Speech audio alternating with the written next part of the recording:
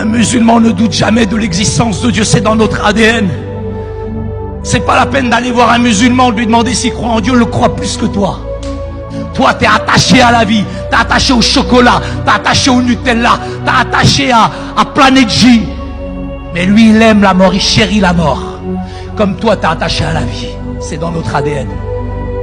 Dès la naissance jusqu'à la mort. Du lever au coucher du soleil, tout est rythmé. Jamais on doute de l'existence de Dieu. Mais quand on voit la force, la détermination chez les chrétiens, quand on vous voit adorer comme vous adorez, quand on vous voit prier comme vous priez, quand on vous voit vivre comme vous vivez, vous me déstabilisez, vous m'énervez.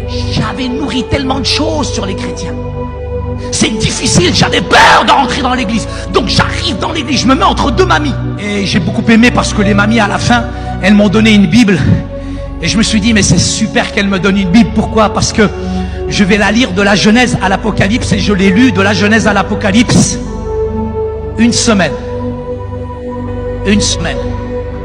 Ça m'a fait mal le Lévitique, les Nombres, le Deutéronome. Ça m'a massacré mes neurones, je vous le dis, une semaine. J'avais la rage parce que je voulais découvrir les fautes, les erreurs à l'intérieur pour sortir ma sœur de cette secte. Je voulais voir où sont les erreurs dans la Bible. Et en regardant, en cherchant les erreurs dans la Bible, j'ai été foudroyé, touché par l'amour de Jésus. Yeshua al-Masih huwa an-nur al-alam. Yeshua al-Masih huwa khubz al-hayat. Huwa at-tariq, huwa al-haq, huwa al-hayat. Huwa qadir ala kulli shay. Huwa malik al-muluk, huwa al-majd al-majd. Yeshua al-Masih. Foudroyé, foudroyé par l'amour de Jésus. Je retourne à la maison. Et la parole, c'est une semence incorruptible qui agit mystérieusement et surnaturellement. Moi, j'étais habitué aux discothèques, aux boîtes de nuit. I like to move it, move it. Et là, je retourne chez ma mère qui m'a envoyé faire l'espion.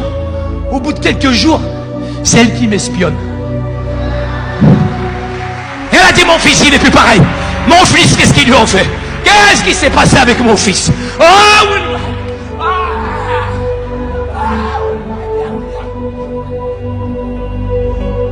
Ma mère, elle m'espionne, oh!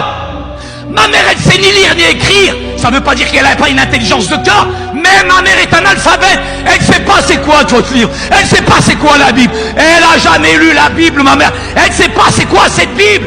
Mais ce livre est le plus dangereux au monde. La première puissance mondiale, c'est pas les États-Unis. La première puissance mondiale, c'est pas la Russie. La première puissance mondiale, c'est la puissance de la parole de Dieu. Elle est toujours d'actualité. Elle libère, elle change, elle guérit, elle transforme encore aujourd'hui. Il est le même hier, aujourd'hui, éternellement. Il est la puissance de vie. Il est l'étoile du matin. Il est le roi des rois, le seigneur des seigneurs. Il est celui capable de changer ton cœur, ta destinée.